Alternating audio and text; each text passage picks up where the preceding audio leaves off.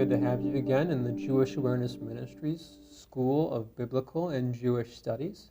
We're going to continue our class today with this final lesson in the class, The Deity of the Messiah in the Tenach. Today we're going to look at a couple of passages that deal primarily with the Messiah's body. But again, these passages will both show us, without a shadow of a doubt, that the Messiah is going to be God himself, based solely on the Jewish scriptures. What we've learned so far, that there is a Jewish belief about the Messiah, there is an expectation for the coming Messiah. Messiah means anointed one. The core Jewish belief about the Messiah, if there's only one main thing that they believe about him, although there's a number of things, but primarily the most important thing, according to their own opinion and belief and teaching and popular Jewish thought, is that the Messiah is not going to be God. The Messiah has to be just a man. And we'll find, and as we have found already, that this is greatly contrary to what the scriptures actually teach about the coming Messiah. Jesus claimed to speak God's words and that he was one with God. He claimed to be the Messiah, and he claimed to be God. We've looked at passages from the Old Testament about the Messiah's birth and sonship that show that he has to be God. And we've seen also that the Messiah has God's name, Jehovah Tzadiknu, and the Messiah has God's glory, even though God has said explicitly that I'm not going to give my glory to anybody else, period. And yet the Messiah has God's glory. Why? How? The Messiah is God. What we'll learn in this last lesson here is a couple of more passages dealing primarily with the Messiah's body that show that he has to be God. Two passages that detail the Messiah's body. Zechariah chapter 12, verses 4 and 10, speak of Jehovah being pierced. In that day, saith the Lord. Now I've included verse 4 just to give us some context to know who is speaking. That it is the Lord, capital L-O-R-D, speaking. Thus saith the Lord, I will smite every horse with astonishment, and his rider with madness. Again, this is another passage that is the context being the second coming of the Messiah, the second coming of Christ. And we see that here. I will smite every horse with astonishment, and his rider with madness. This is near the end of the 7-year tribulation period, when the Messiah is about to return and vanquish Israel's enemies. And I will pour upon the house of David. This is Zechariah chapter 12 and verse 10. I will pour upon the house of David. Again, this is God talking. This is Jehovah talking. Capital L-O-R-D. And I will pour upon the house of David and upon the inhabitants of Jerusalem the spirit of grace and supplications. And they shall look upon me, whom they have pierced. How can you get around that? This is when Jesus comes back at the end of the tribulation period. 1/3 of the Jewish population has made it through the tribulation period alive. 2/3 have been killed or cut off, as it's explained in the Hebrew Scriptures. And those that are alive and remain at the end of the tribulation period, they see Jesus. They see him when he comes, when he destroys Israel's enemies. And it says when they see him, they will look upon him whom they have pierced. What is their reaction? And they shall mourn for him, as one mourneth for his only son,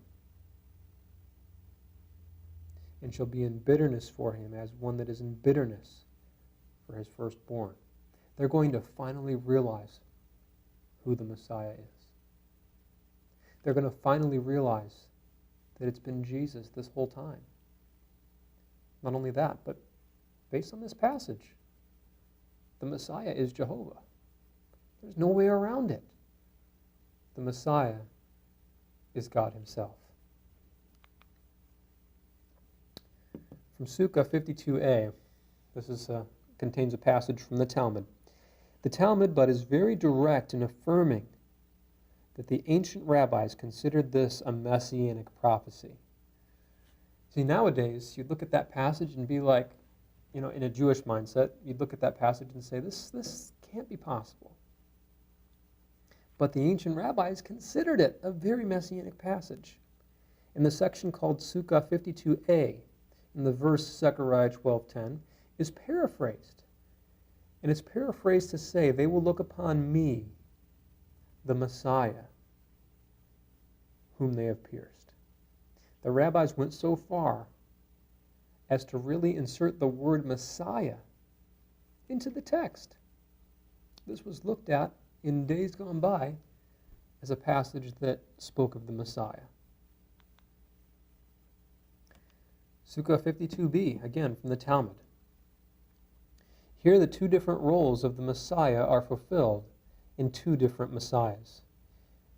Now when we look at the coming of Jesus, here in this day and age, after the New Testament has been penned, after we have the Gospels, the Epistles, we have the book of Revelation, we have the completed revelation of God.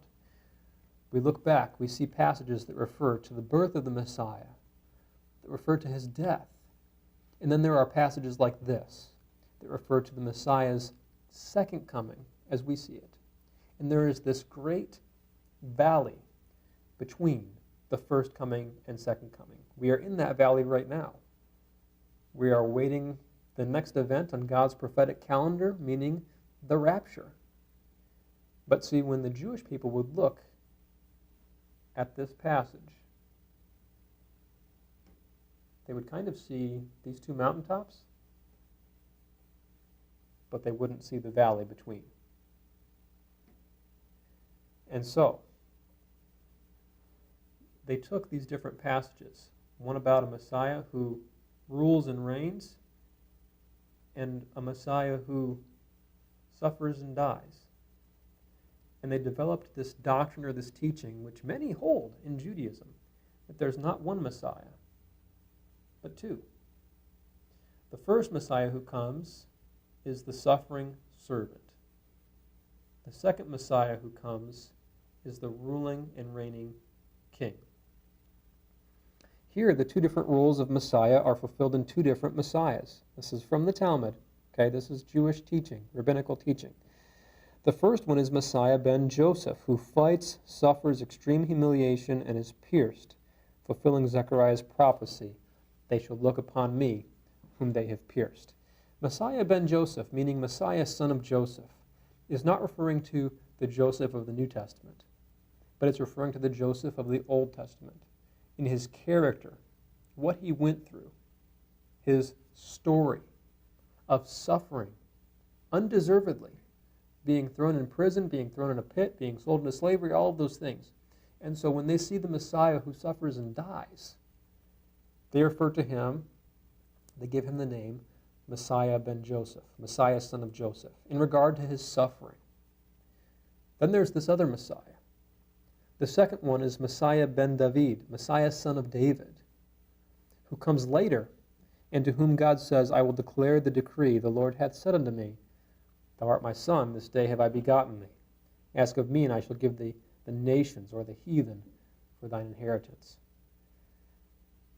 Okay, so what we are trying to show the Jewish people, and they partially get this idea that there's differences about the things that the Messiah is supposed to do.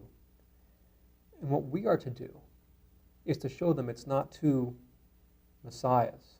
It's one Messiah, but he's coming twice.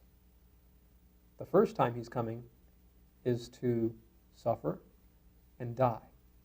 And the second time he's coming is to rule and to reign.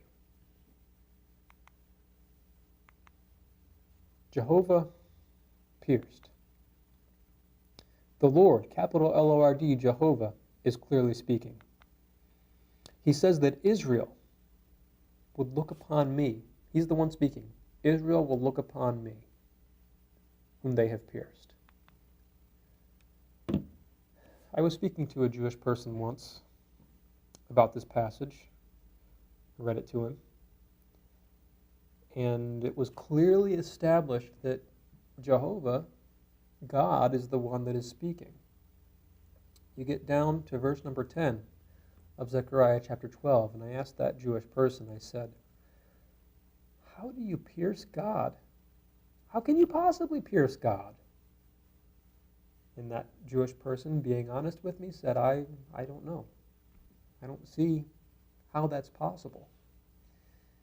And I told him that this is speaking of when God takes on human flesh as the Messiah and dies for your sin and for mine, and that Jesus is that Messiah. Unbelievable passage, incredible passage. The next passage we're going to look at is Zechariah chapter 14, verses 1 through 4. These talk about Jehovah standing. Zechariah 14, verses 1 through 4. It says, "Behold, the day of the Lord cometh." Once again, a passage referring to the second coming of the Messiah, near the end of the tribulation period when he comes back to vanquish Israel's enemies and to set up his 1,000-year millennial kingdom. "Behold, the day of the Lord cometh, and thy spoil shall be divided in the midst of thee. For I will gather all nations against Jerusalem to battle. And when the city shall be taken, and the houses rifled, and the women ravished, and half of the city shall go forth into captivity, the residue of the people shall not be cut off from the city." This is a tribulational passage, talking about that 7-year period where the Antichrist is in power, and there is great persecution, and many tribulations, many plagues coming down from God, bringing his judgment upon this world, and getting his people to finally turn to him and to see that he is the Messiah. It says, "Then shall the Lord go forth." The context here is it is talking about Jehovah himself. Keep that in mind, because the passages that we're going to read following this pivot on that thought. Then shall the Lord go forth and fight against those nations, as when he fought in the day of battle. And it says this, "And his feet. And his feet shall stand in that day upon the Mount of Olives, which is before Jerusalem on the east. And the Mount of Olives shall cleave in the midst thereof, toward the east and toward the west. And there shall be a very great valley. Half the mountain shall remove toward the north, and half of it toward the south." This is speaking of the second coming of the Messiah.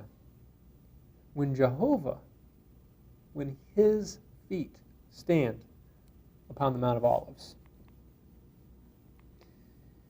We've already looked at Jehovah pierced.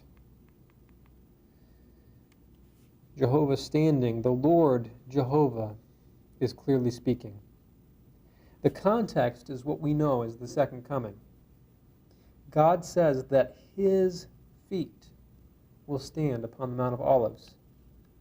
This is the same spot that the angel at Jesus' ascension said, "Why stand ye gazing up into heaven? For this same Jesus will return in like manner as you see him go." He left from the Mount of Olives. He is going to return to the Mount of Olives. And when we have that in mind, how can God have feet? How can Jehovah have feet? Those feet that are spoken of are Jehovah's feet, but they are the nail-scarred feet of our Lord and Savior, Jesus the Messiah.